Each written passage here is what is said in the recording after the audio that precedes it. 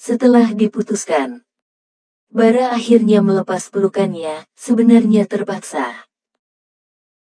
Awalnya ia ingin membawa sang istri saat akan membayar biaya perawatan Javier dan Naya, tapi gagal karena Naya memaksa tinggal agar bisa berbicara dengan keluarga Dominic. Saat sedang mengurus biaya administrasi, tiba-tiba Bara dikejutkan oleh kedatangan Karin dan keluarga Malik. Tampaknya ia tidak membutuhkan waktu yang lama untuk mencari tahu permasalahan antara keluarga tersebut dengan sang istri. "Bisakah kita berbicara sebentar, Nak?" tanya Hendra dengan wajah lelahnya. "Tentu, kakek. Tentukan tempatnya, setelah urusanku selesai. Maka aku akan menghampiri kalian. Kami akan menunggumu di taman rumah sakit." "Baik." Setelah itu, Hendra dan yang lainnya pergi meninggalkan Bara yang kembali fokus dengan urusannya. Ketika urusan administrasi selesai, Bara langsung pergi ke taman rumah sakit untuk mendengarkan penjelasan keluarga Malik. "Maaf membuatmu repot, Nak." Ada rasa tidak enak pada Bara setelah tahu bahwa pria itu berhasil menyelamatkan Naya sedangkan mereka sama sekali tidak bisa berbuat apapun. "Jangan seperti itu, kakek. Kita keluarga, dan aku tidak pernah merasa repot. Kau pria yang bijaksana, aku bersyukur cucuku menikah denganmu." Bara hanya tersenyum ketika mendengar kata-kata pujian dari Hendra. Matanya menjadi semakin fokus saat menatap sosok yang ia yakini memiliki hubungan dengan istrinya. Hendra yang menyadari tatapan Bara, memutuskan tidak lagi membuang-buang waktu. Ia akan mengatakan niat mereka mengajak pria itu berbicara. "Perkenalkan, dia putriku, Karina Salvina Malik, dan juga ibu dari Ainaya Hikarim Malik." Benar dugaan Bara, ternyata wanita itu ibu dari istrinya. Tapi, sekarang titik fokus pemikiran Bara adalah, kemana wanita itu pergi 3 tahun yang lalu. Dan siapa wanita yang sudah ia tabrak waktu itu? Keingintahuan Bara tiba-tiba muncul. Ada kesalahpahaman di masa lalu. Wanita yang meninggal bukan dirinya, itu orang tiruan yang dikirim oleh Luciana, adik dari Tuan Moksa. Kau pasti tahu siapa wanita itu. Dan mengapa dia tidak pernah muncul selama 3 tahun ini karena ia memutuskan pergi ke luar negeri untuk membuat sebuah rencana balas dendam pada Javier. Hendra tidak akan menutupi hal lain dari Bara. Terjawab sudah segala pertanyaan yang ada di pikiran Bara. Ternyata ada hal semacam itu di dunia ini. Bara benar-benar merasa tertipu, tapi tetap saja ia juga bersalah karena sudah menyebabkan kematian orang yang tidak bersalah. Apakah kejadian Naya keluar rumah tanpa ada yang menjaganya disebabkan berita ini? Tanpa diperjelas pun, Bara sudah mendapatkan gambarannya. Tidak heran mengapa istrinya begitu enggan untuk menyapa apalagi menatap keluarga Malik. Jika dipikir-pikir, semuanya masuk akal sebab perubahan tiba-tiba ini akan membuat istrinya merasa dibohongi. Kau benar, Nak. Kami awalnya ingin memberi kejutan padanya, tapi siapa yang bisa menduga bahwa dia akan menolak dan menjaga jarak dari kami?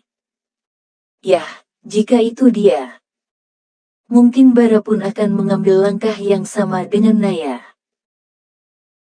Bukan benci, Bara yakin istrinya tidak sejahat itu, tapi kejutan yang keluarga Malik berikan terlalu tiba-tiba dan di luar perencanaan matang sehingga menyebabkan penolakan. Andai mereka menjelaskan dengan perlahan pada Naya, mungkin semuanya tidak akan separah ini.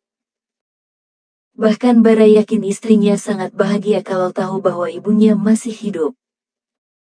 Namun, nasi sudah menjadi bubur, mereka menganggap Naya anak yang normal. Dan lupa bahwa mentalnya sudah terganggu akibat kekerasan yang terjadi di masa lalu. Jika aku boleh berpendapat, cara Anda memberitahu Naya itu salah. Dia bukan lagi anak yang normal, Anda pasti sudah mendengar bagaimana kondisi mentalnya, dia bahkan memiliki penyakit mental. Cara terbaik mendapatkan hati dan kepercayaannya kembali adalah dengan menjelaskan secara perlahan. Tidak perlu memaksanya menerima, ikuti alurnya. Ingat bahwa usaha tidak pernah mengkhianati hasil. Kata-kata tersebut tertuju pada Karin. Jujur, saya memang tidak memiliki hak untuk ikut campur dalam hubungan Anda dan Naya. Namun, setidaknya saya paham dengan kondisinya. Mungkin jika sejak awal Anda menemui saya, mungkin kita bisa sama-sama membuatnya menerima Anda. Tidak ada satu orang pun yang meragukan kata-kata Bara. Pria itu benar, Naya tidak lagi normal seperti kebanyakan anak-anak. Dia korban dari cinta egois orang tuanya. Dia korban dari ketidakadilan yang orang tuanya lakukan. Pada dasarnya Naya hanya seorang anak yang tidak berdosa tapi harus menjadi korban dari pernikahan tidak sehat orang tuanya. Dan dari sini juga Anda harus paham mengapa Naya dengan mudah memaafkan ayahnya. Sedangkan pada Anda, dia sulit memaafkan Anda. Jawaban dari semua itu hanya ada satu. Pada Anda, Naya memperlakukan Anda seperti malaikat tak bersayapnya. Cintanya pada Anda begitu besar, rela menanggung siksaan dari orang lain asal Anda baik-baik saja. Sebesar itu cintanya pada Anda, maka sebesar itu pula rasa kecewanya ketika tahu bahwa orang yang sangat ia cintai telah meninggalkannya sendirian. Lalu untuk Tuan Javier. Naya juga sayang padanya, hanya saja tidak sebesar ia menyayangi Anda. Sehingga apapun yang Tuan Javier lakukan sudah tidak memiliki efek apapun padanya. Tapi tetap saja, kasih sayang yang Tuan Javier berikan akhir-akhir ini termasuk hari ini telah membuat rasa ingin dimanjakan dan dianggap anak oleh Tuan Javier telah bangkit. Naya tiba-tiba menjadi haus serta sedikit egosi pada Tuan Javier. Sekarang Karin semakin merasa bodoh. Seharusnya ia menunggu, seharusnya ia bertahan sebentar lagi. Seharusnya ia mempelajari perubahan dan sifat putrinya setelah ditinggal pergi. Ini semua yang telah ia perjuangkan telah berakhir sia-sia. Putrinya menjaga jarak darinya. Bisakah kau membantuku, melihat bahwa sang menantu lebih memahami Putrinta daripada dirinya? Maka Karin hanya punya satu pilihan yaitu meminta bantuan dari Bara.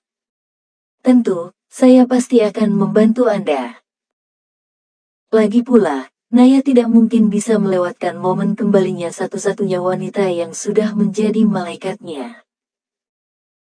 Hanya saja, Anda harus sedikit bersabar, dan mulai sekarang mari kita coba mendekati Naya dengan cara halus. Jangan buat dia merasa terpaksa, biarkan dia memutuskan sendiri, Anda tidak perlu takut ditolak selamanya. Seperti yang sudah Bara sampaikan di awal. Dia tidak berhak mencampuri urusan Karin dan Naya. Dia juga tidak marah dengan berita kebohongan yang Karin lakukan di masa lalu, karena bagaimanapun ia masih tetap seorang pembunuh. Terima kasih. Aku benar-benar tidak tahu harus melakukan apa jika kau menolak membantumu. Kini Karin semakin lega ketika tahu bahwa menantunya begitu baik. Di masa depan, sang putri tidak akan pernah mengalami hal menyedihkan seperti kisahnya dengan Javier. Jangan berterima kasih, Bu. Ini sudah kewajibanku sebagai seorang menantu. Aku hanya berharap ibu bersedia menerimaku menjadi menantu ibu. Dan aku pasti akan menjaga Naya dengan baik, membahagiakannya selama sisa umurku. Kedewasaan Bara memberi kesan tersendiri di hari semua orang. Tidak hanya ia bersedia membantu memperbaiki hubungan antara Naya dan Karin, dia juga sudah memanggil Karin dengan sebutan ibu. Bahkan meminta restu di sela perkataannya. Restuku selalu bersamamu, nak. Tolong jangan sakiti dia, ibu mempercayakan putri ibu padamu. Terima kasih, Bu. Aku berjanji akan melaksanakan janjiku. Setelah itu, mereka mulai membahas langkah apa yang harus dilakukan dalam memperbaiki hubungan yang tidak sehat antara ibu dan anak tersebut. Ketika semuanya telah selesai, Bara meminta izin pergi karena takut keluarganya dan Naya menaruh curiga akibat belum kembali.